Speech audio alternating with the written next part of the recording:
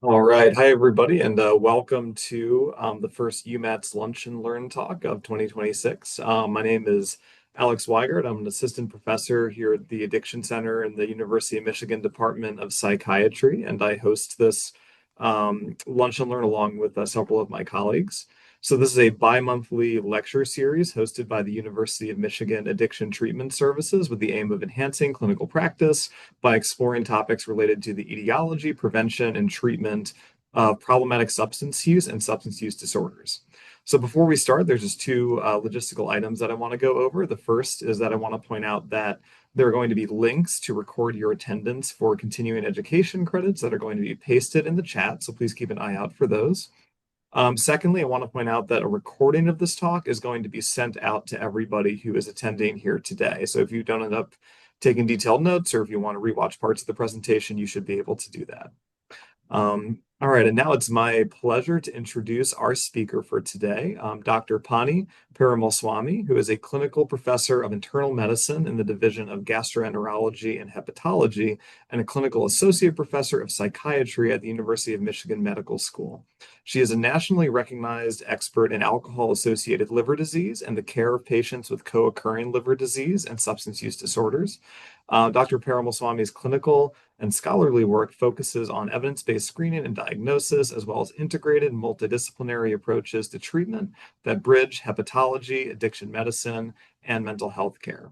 Her work emphasizes practical patient-centered strategies to improve outcomes for individuals with complex medical and behavioral health needs. And we're very lucky to have her presenting today on integrated care for people with liver disease and alcohol use disorder. So Dr. Perumalswami, when you're ready, please take it away. Thank you, Dr. Weigard. It's really my pleasure to chat with all of you guys and talk about integrated multidisciplinary care for patients with alcohol-related liver disease.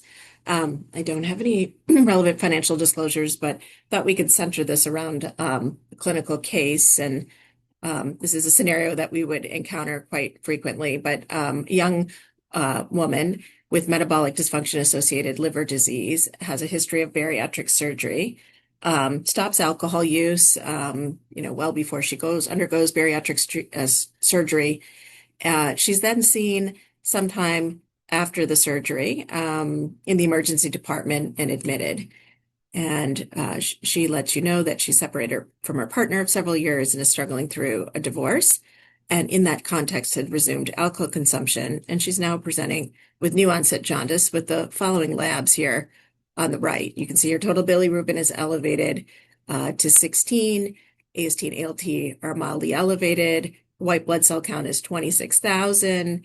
And her platelets are low at 99,000. But thankfully, she has a normal kidney function. And I'm sorry, my mouse just froze. So give me a second while I try to advance the slide here.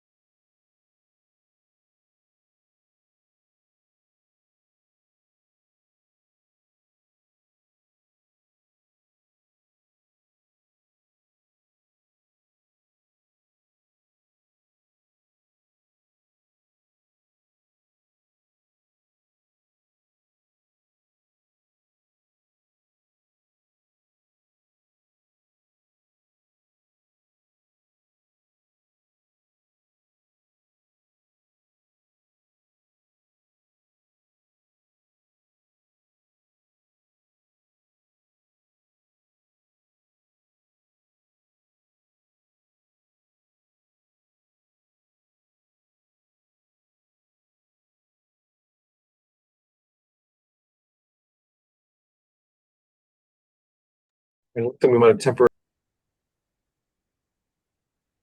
Perfect. Okay, awesome. Okay. So anyways, this patient presents with, you diagnose her with severe acute alcohol-associated hepatitis, and she started on steroids after she's ruled out for infection and bleeding, and she's scheduled to see me in my clinic the next week on steroids. So, worldwide, globally, with over 2.6 million deaths attributable to alcohol-related reasons, We know that alcohol-related liver disease is a main component, unfortunately, of what we see when we talk about and think about alcohol-related mortality. 60% of alcohol-related mortality is from alcohol-related liver disease. And certainly we've seen increases after COVID-19 started with alcohol-related deaths going up by over 25% and a commensurate increase in alcohol-related liver disease deaths by 20%.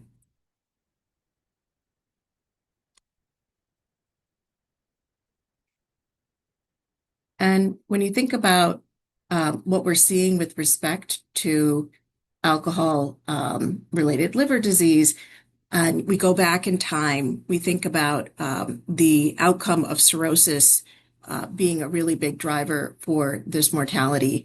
And what we know is that over the last 10 years before COVID-19 started, we started to see this change in who was dying from cirrhosis and etiology of cirrhosis. And, in the early 2000s, we actually started to see alcohol-related cirrhosis, which is shown in the red boxes here, overtake all other causes that are not attributable to alcohol that were driving cirrhosis mortality in the United States, with the largest increases in young adults, women, and certain minority groups, including Hispanic patients. Now, alcohol-related liver disease is really a spectrum of disease that's primarily driven by the dose and duration of alcohol use. And what we know is that in patients who have signals of unhealthy alcohol use, including after, binge drinking episodes, up to 90% of patients go on to develop the first manifestation of alcohol-related liver disease, which is hepatic steatosis or fatty liver. But that's largely reversible as long as the alcohol is not continued in a very high amount over time. And if it is, it'll reverse itself.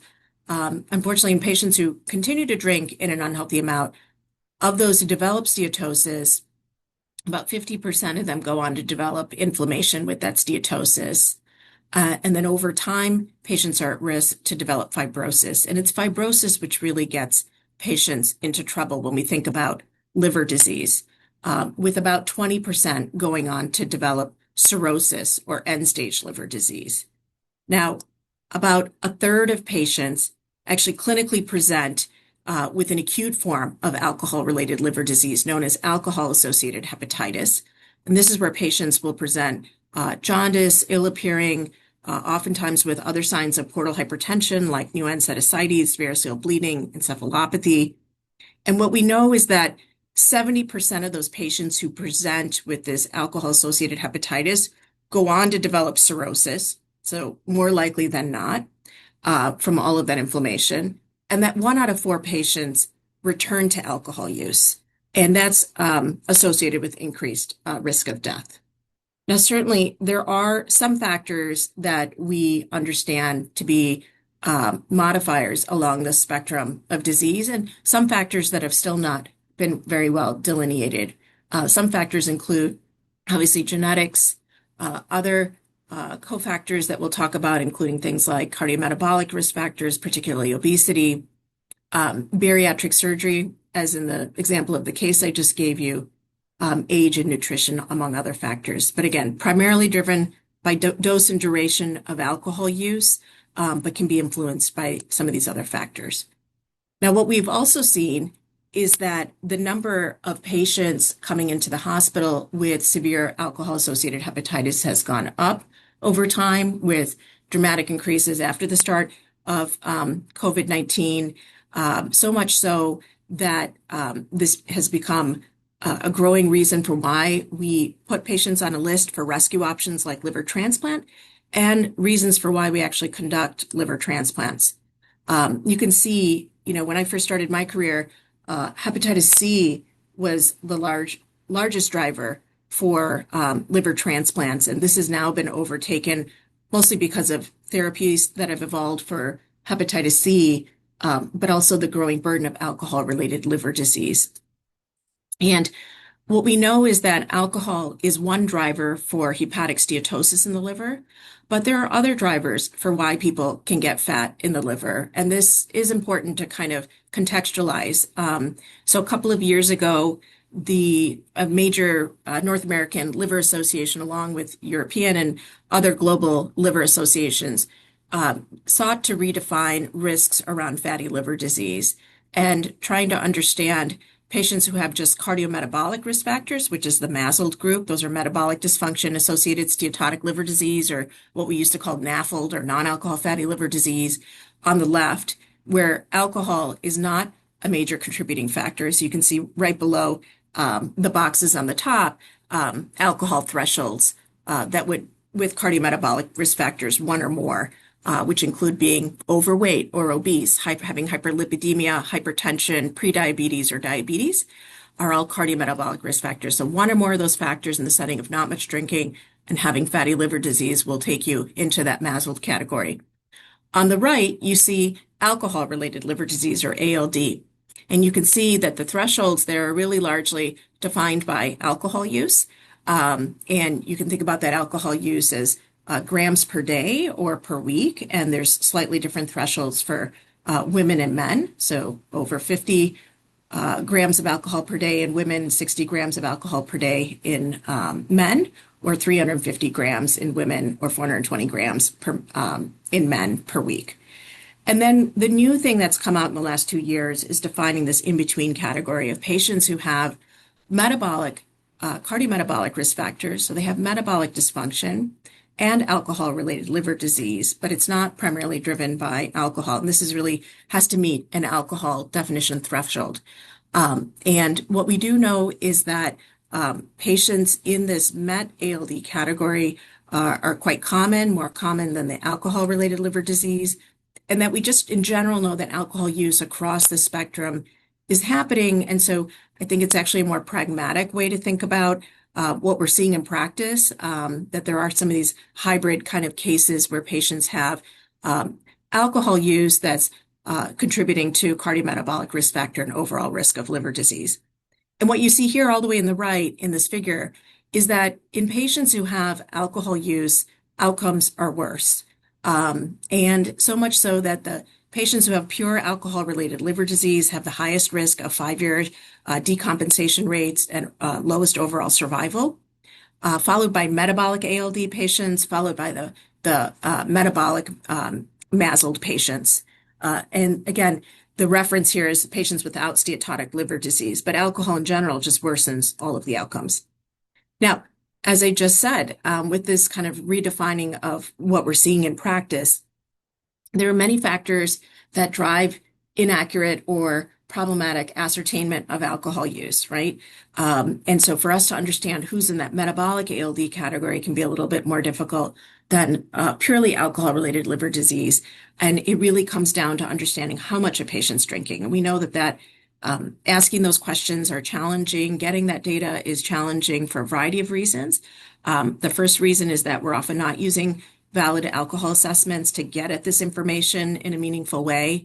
A lot of times we're still using open-ended questions without structured assessments. There's conscious reasons. Some patients are aware or feel that they might get different care if they admit to the amount that they're drinking.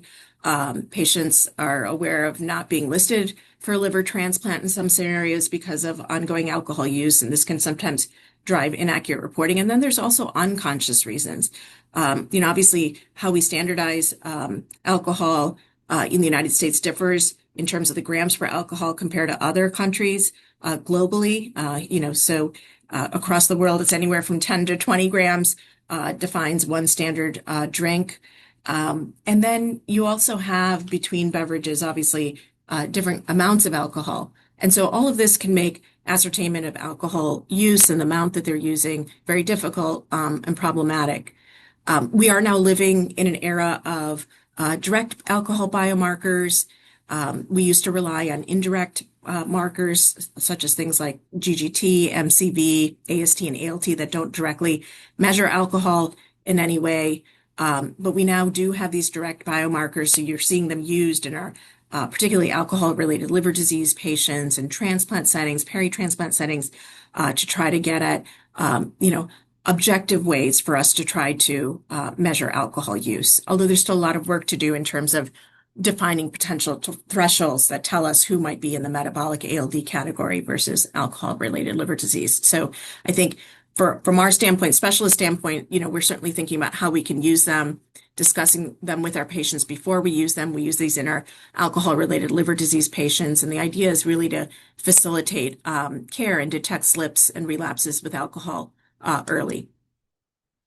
Now, one more point about metabolic factors and why they're important in patients with alcohol-related liver disease. Metabolic alcohol-related liver disease is common, and it's actually 3 times more common than what we're seeing with just our pure alcohol-related liver disease patients. When we think about the entire United States population, we estimate around a third of patients have adults have fatty liver from cardiometabolic risk factors. You can see with alcohol-related liver disease, it's less than 1% of the United States adult population that have alcohol-related liver disease. But this in-between category of metabolic patients with alcohol liver disease represents, 3 times what we're seeing with alcohol-related liver disease and is a kind of a growing area of interest. So what we see here is a nice study that was published and really highlighting how alcohol contributes, even when it's not in the thresholds that we define to put them into alcohol-related liver disease or alcohol use disorder, and how it kind of contributes to cardiometabolic risk factors. So what you see on the axis below is patients who we normally categorize as just non-alcohol fatty liver disease, but have some alcohol use. So even this low-level alcohol use, when compared to cardiometabolic risk factors, which is shown on the axis going upward in terms of the number of cardiometabolic risk factors, you can see that there's a dose-dependent increase in the prevalence of significant fibrosis when you start to stack the number of cardiometabolic risk factors and even low amounts of alcohol use, so much so that the fibrosis risk, right, in these cohorts can actually approach, and somebody who you think is purely MASLed, if they have 4 to 5 metabolic risk factors and some drinking that's not meeting a threshold of, problematic, risky alcohol use, putting them at risk for significant fibrosis. So all of this is to just kind of help frame, how we are thinking about patients, particularly from the specialty standpoint in this alcohol-related liver disease space.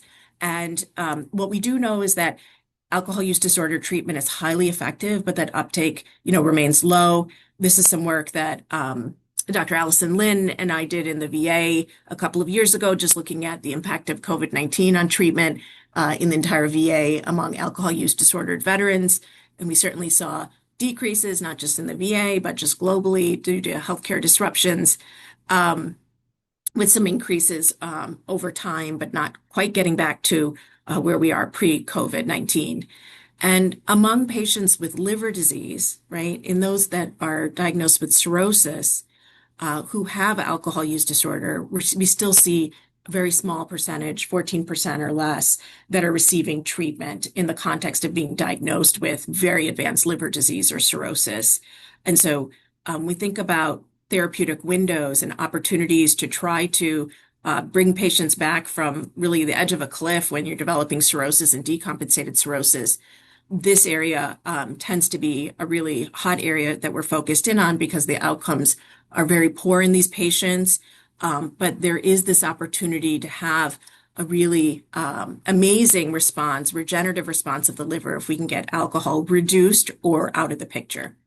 So some of the things that in our field in hepatology we've been discussing with respect to barriers to and strategies for alcohol-related care in these patients with alcohol-related liver disease.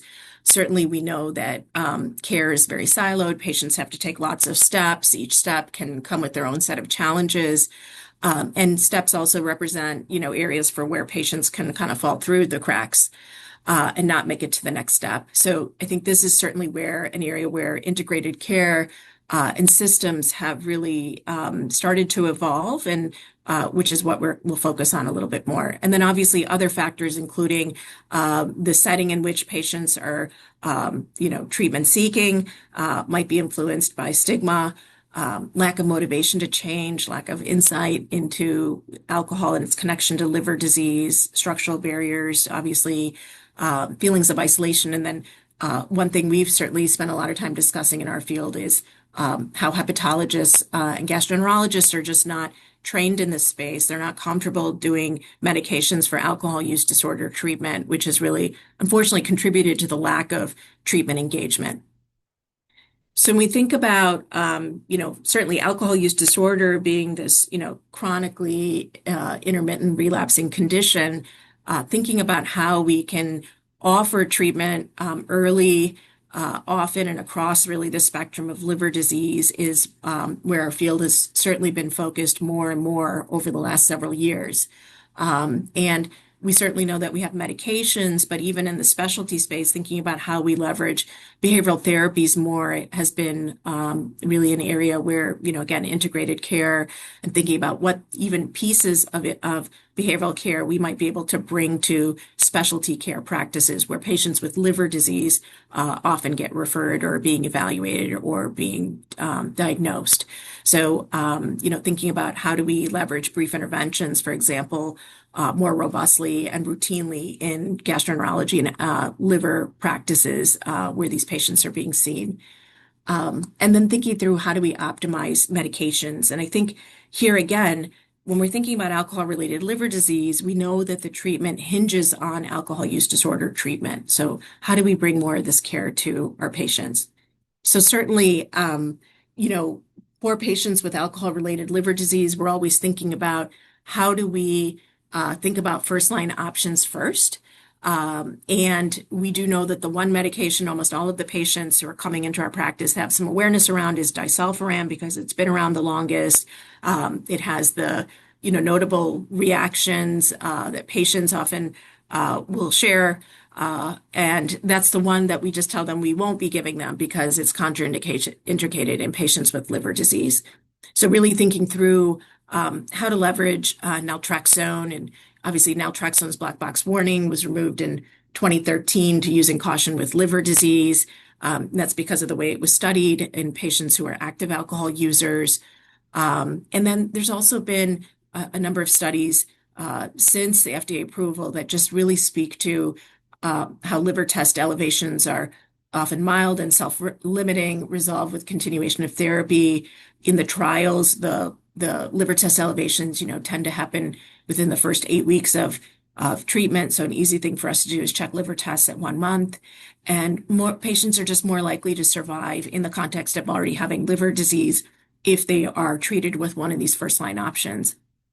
So again, a medication we use quite frequently in terms of shared decision-making and discussions with our patients. So thinking about how do we leverage first-line options first? How can we layer in second-line treatments? If patients are already on second-line treatments, then think about how do we leverage that or optimize those in addition to first-line treatments.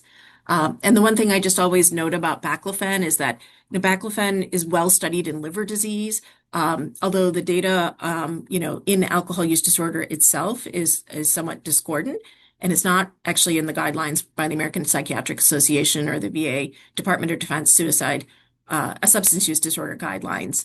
And so I just tend to not prescribe it a lot because I don't think the evidence is super strong, even though it's safe in liver disease against alcohol use disorder.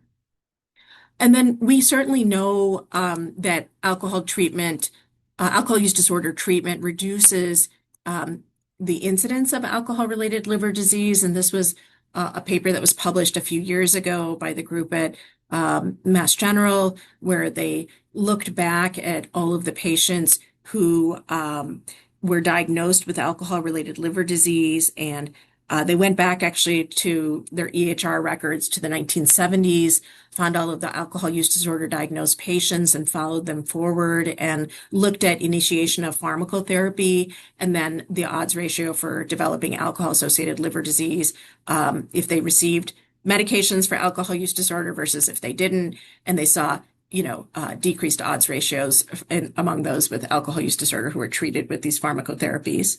And then what we've also seen from other groups is that in those who are diagnosed with liver disease, and this is from that Sherry Rogal's paper from several years ago in the VA that looked at those patients with cirrhosis who were diagnosed with alcohol use disorder.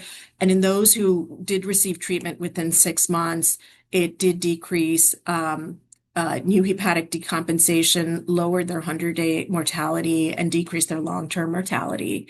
And then finally, we know that among our sickest patients who are often coming in the door into the hospital, often these patients will either have decompensated alcohol-related cirrhosis or alcohol-associated hepatitis. Among those with the alcohol-associated hepatitis, treatment within 30 days of discharge improves outcomes by reducing mortality.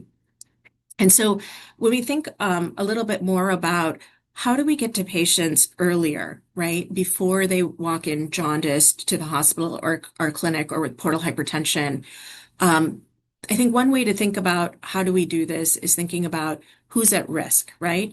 And so among primary care patients, it's very few adults, right? Less than 5% who will have alcohol-related liver disease.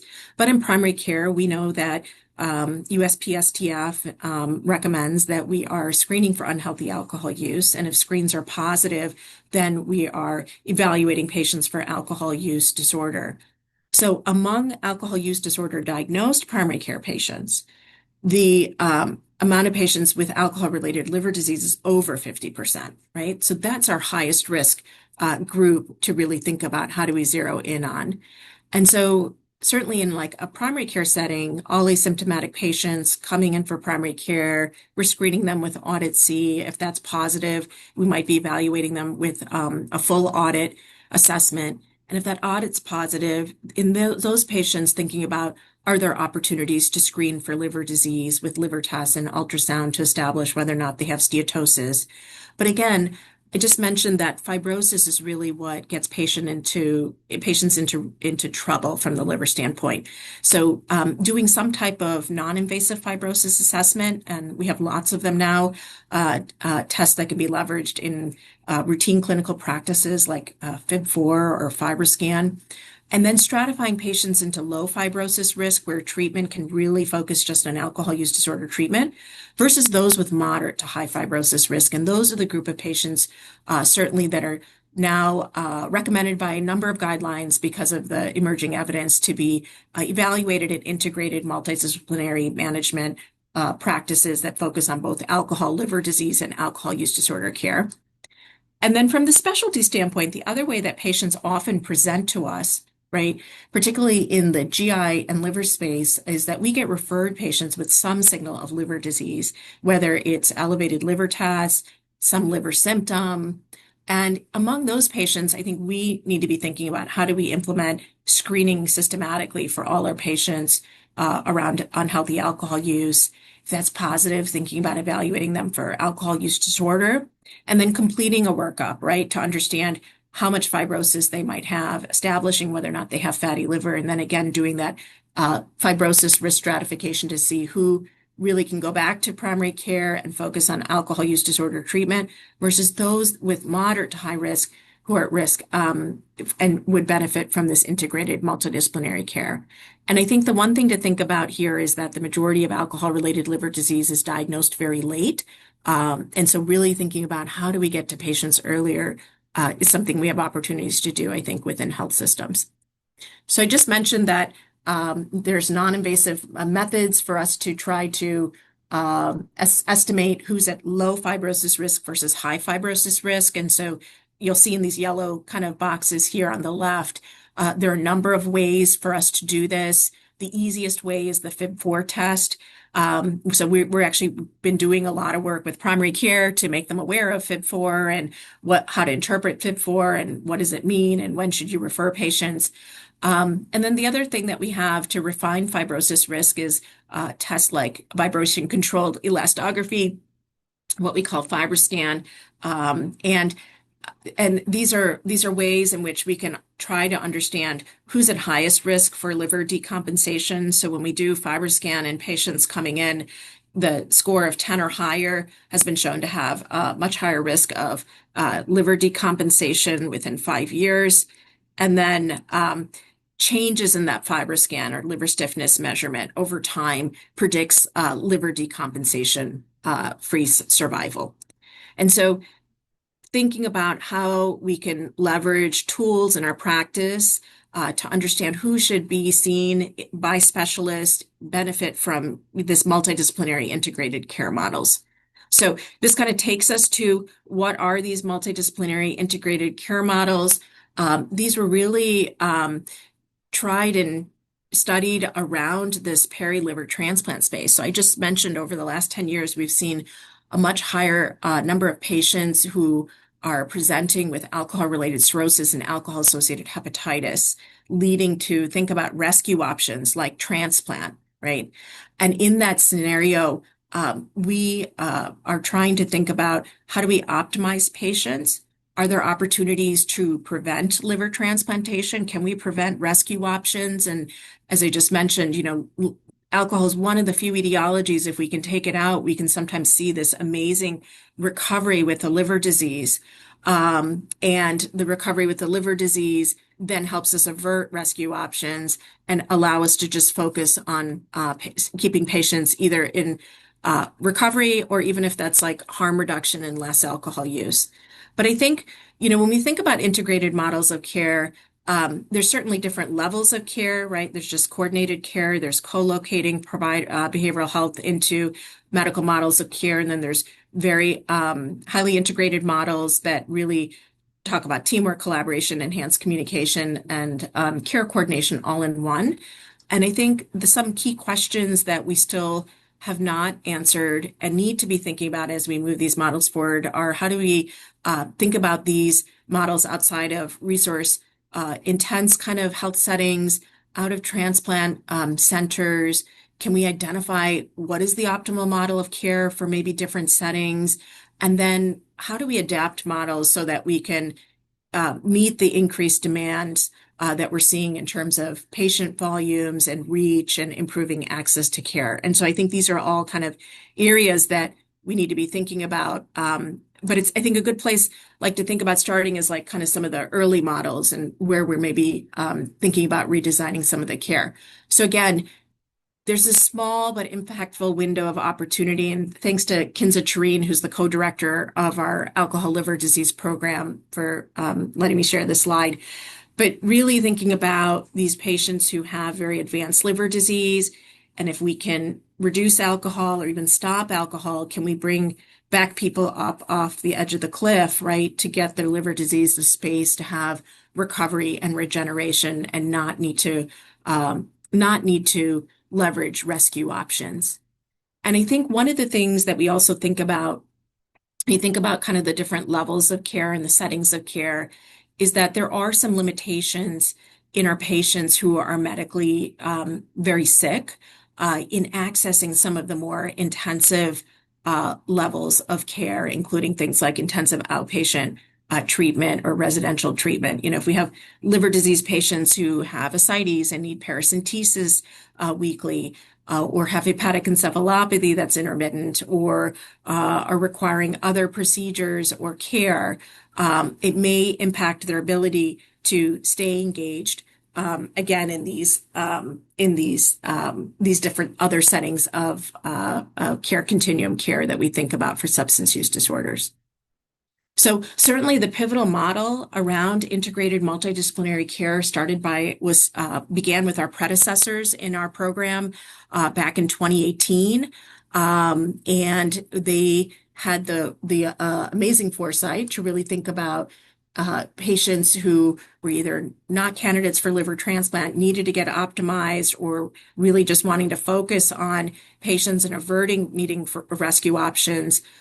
So among those with very advanced liver disease, so that our program sees patients with cirrhosis and alcohol-associated hepatitis.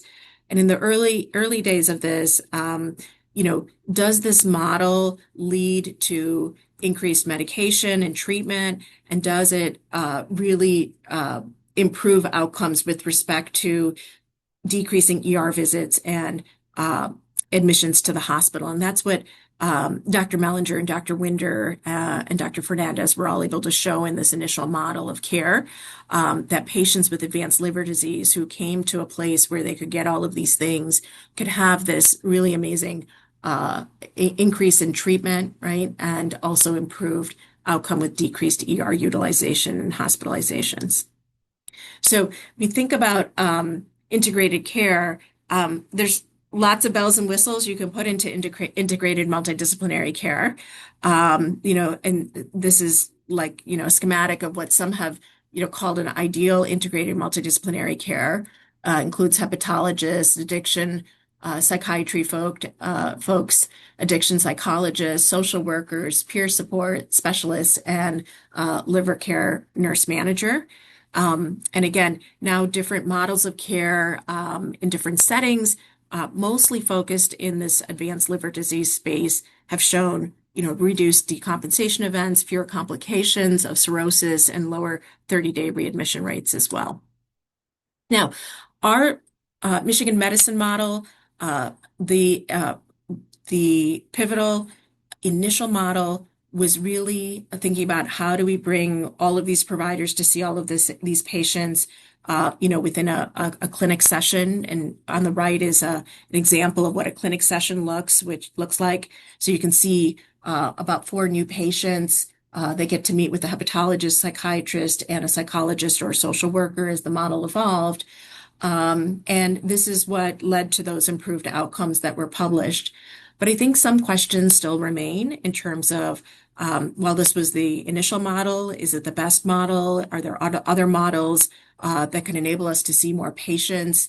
One thing about this model, even though integrated multidisciplinary care models are now recommended by the ASLD, the American College of Gastroenterology, other professional societies, is we often hear they're obviously highly resourced and reimbursements are not clear. And so that certainly sets up challenges for how people get their health systems to buy into these types of models. And then there's certainly long wait times, depending on how many sessions a week or a month that you're having with this type of model. And in our ALD clinical population, we see a very high no-show rate. And that's because we struggle with the same things that patients with alcohol use disorder often have, is that, lack of understanding that what treatment is, what treatment we have to offer, that treatment could be beneficial. And a lot of patients just not even being treatment seeking by the time they develop liver disease, including advanced liver disease. And so, collaborative care was developed by University of Washington back in the 1990s. And, they had an initial pivotal trial called the IMPACT trial that was published in 2002 that really recruited over 1,800 veterans across 18 VA sites that leveraged a model that really allowed psychiatric consultation to be efficient, mostly because of this behavioral health care manager that was implemented as a key component of the model. And that behavioral healthcare manager could do more touches with the patient and sit between primary care providers, the treating provider, and the psychiatrist, and then also leverage a dashboard or registry to try to use evidence-based assessments to see how care could be optimized. And so certainly in this trial, depression outcomes were improved, among other things. And then collaborative care just generally has been shown to reduce hospitalizations, improve outcomes, improve the reach and access to care, build capacity locally, right? The treating provider, the primary care provider in the model does more behavioral health treatment, supported by the behavioral health care manager and also the psychiatrist. And then finally, it enables us to see more patients and kind of have tasks delineated in a way that improves efficiency. So when Dr. Train and I were thinking about, redesigning and stepping into the alcohol liver disease program at Michigan Medicine in July of 2024, we were really thinking about, are there ways we can think about bringing in collaborative care to make the model more efficient. And so we actually implemented the collaborative care model adapted from our Michigan Medicine Behavioral Health Collaborative Care Model in January of last year.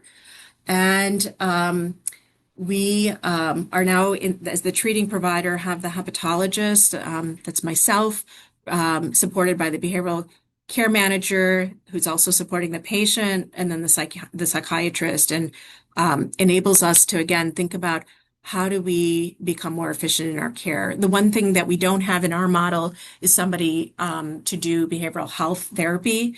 That certainly has been a challenge, but I think one of the trade-offs we've also realized is that because we service patients from across the state, that patients also like to have their behavioral health care closer to home. So, just having someone in our clinic locally to offer them doesn't always meet all of the needs that maybe they're looking for. So, thinking through how do we get them connected to additional care is something that we've still been thinking about. So, in our current model of care, we have a hepatologist who does the liver disease management and pharmacotherapy for alcohol use disorder.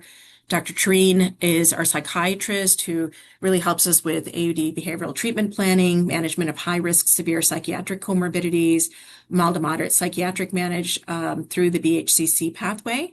We have a nurse, Amanda Johnson, who's just been an amazing core component of our program.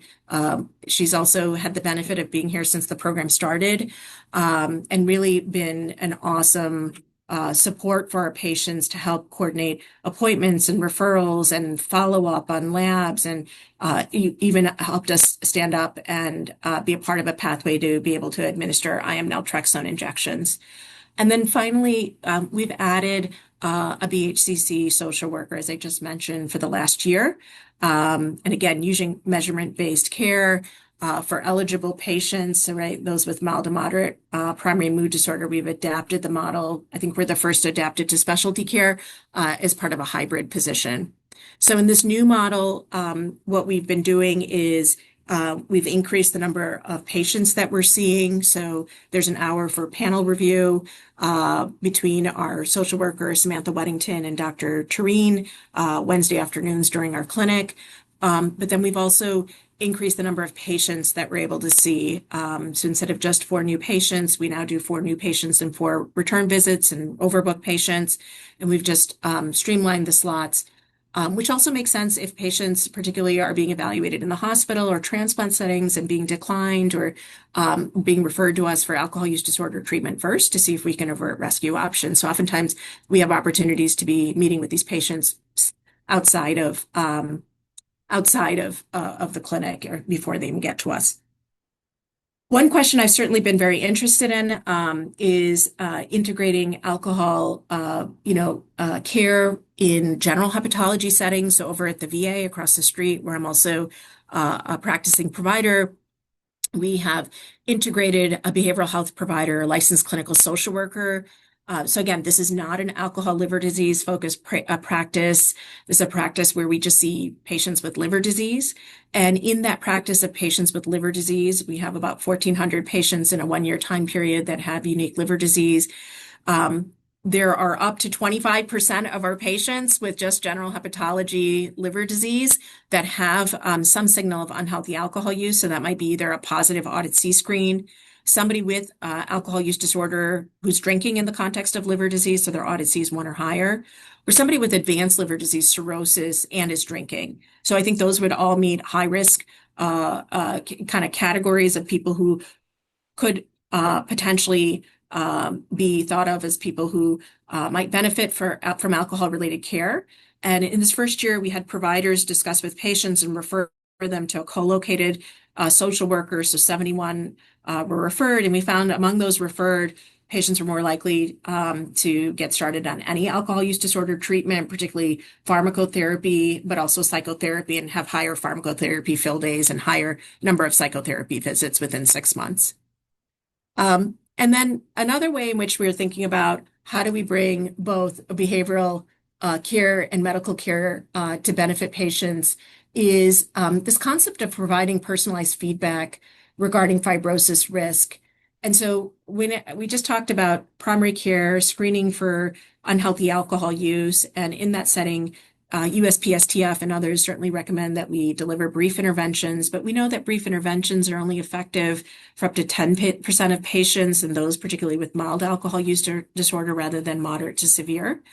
And so there's been some studies that have now started to look at, can we give patients some personalized liver feedback in the setting of having a positive screen for alcohol use disorder, or have alcohol use disorder treatment settings where we are telling them a little bit more about what's happening in the liver, and does that then influence alcohol behavior change? And this is a pilot we've decided to be doing at the VA over the last couple of years.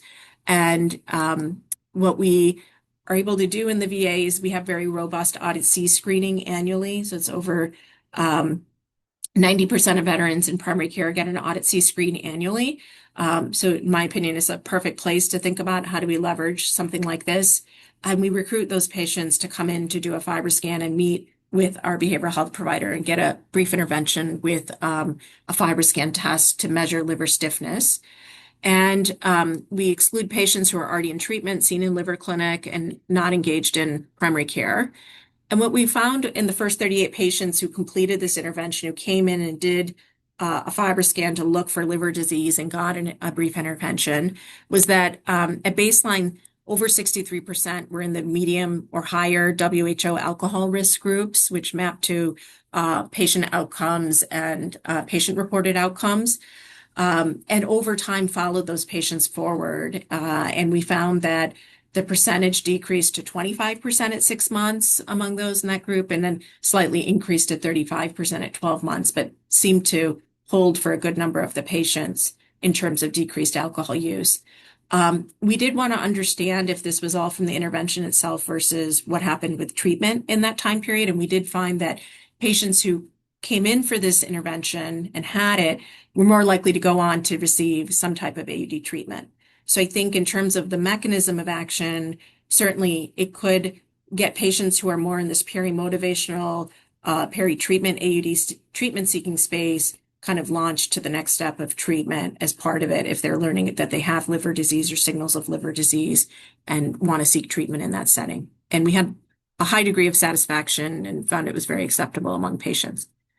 So all of this is to say, certainly I've just always, I usually open with the slide of really thinking about what steps can we take in the specialty space to address alcohol-related needs, and think about bringing more to the GI and hepatology space. And it doesn't have to be full-blown integrated multidisciplinary care, but there are ways for us to think about integrating behavioral care if it's brief interventions, doing more medication treatment, motivational interviewing, and then providing strong connections to our colleagues at UMATS and other behavioral health connections to get patients navigated into additional therapy-related care for shorter and longer term periods.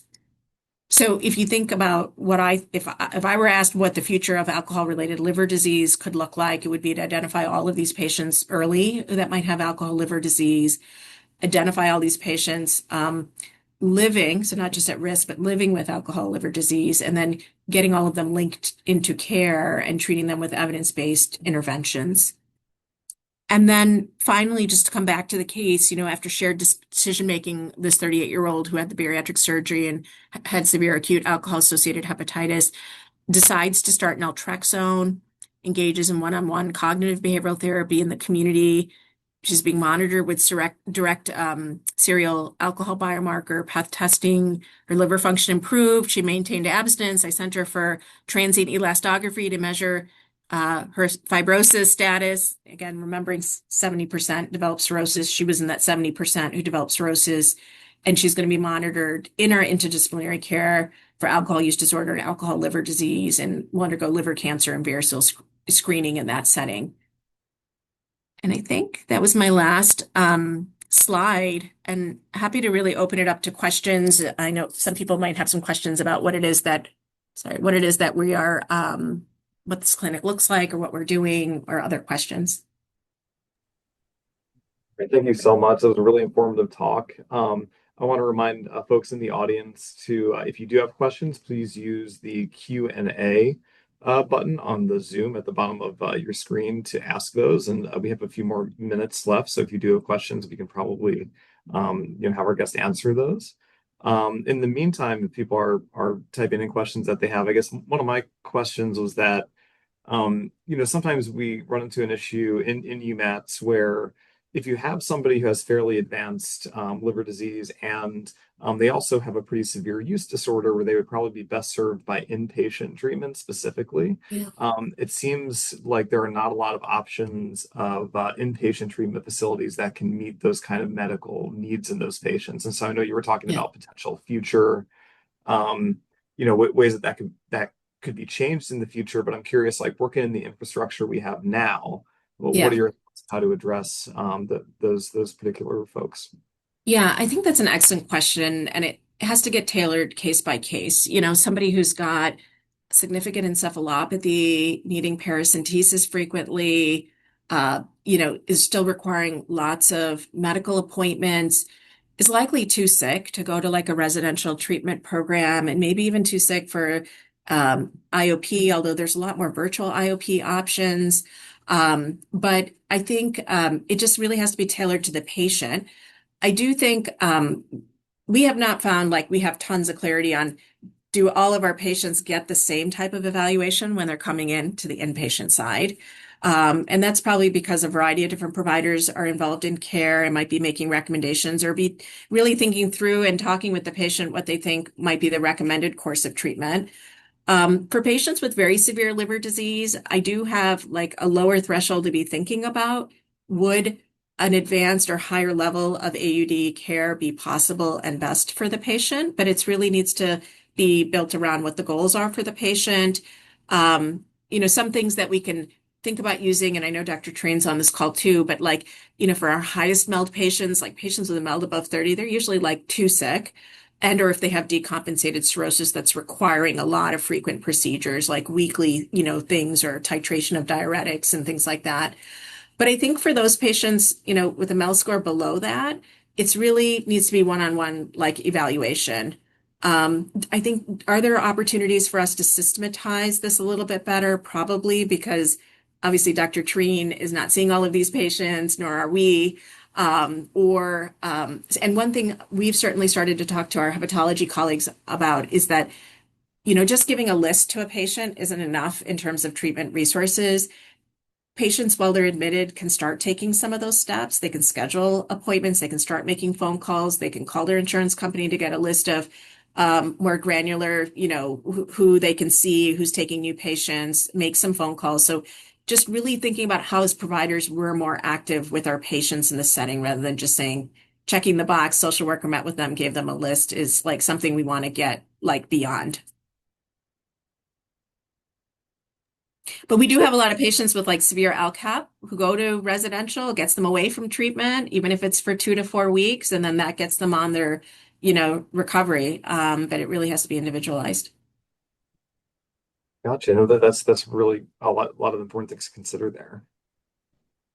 Right. So think I see at least one person has a question about really nice practical question. What is one change clinicians can make tomorrow in routine clinical practice that would most improve care for patients with co-occurring liver disease and AUD? I guess folks may be working in a primary care setting or a more specialized Yeah. setting. What's the kind of like, what do you think is the main practical take home, I think?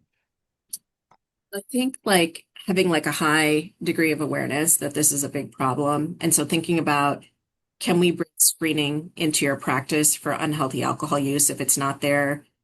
Can we bring brief interventions to the practice if it's not already there? But then, like, how are you going to systematize these things? I think in primary care, it's like there's so many different things going on. We're starting to set up some meetings just to understand like what screening is being used across primary care practices at Michigan Medicine for unhealthy alcohol use. And if it's positive, what's the next step? Like what's being done? And I do think collaborative care has obviously really expanded within Michigan Medicine. So obviously that was a model developed, I said, is in Washington, but really embraced in places like the VA. So it's really, I think, encouraging to see those models actually at Michigan Medicine too. So thinking about how do we move through all of those steps, but just simple steps of screening and delivering brief interventions, and then from there doing more. Awesome. Well, thanks so much. I think it's a great place to end it, and we don't have any more questions. So thank you again, Dr. Perumalswami, for really informative talk. Thanks to everybody for participating today. Please don't forget to use the links that are posted in the chat to get continuing education credits, and look out for an email with a link to this video coming up within the next few days. So thank you again. Great. Thank you.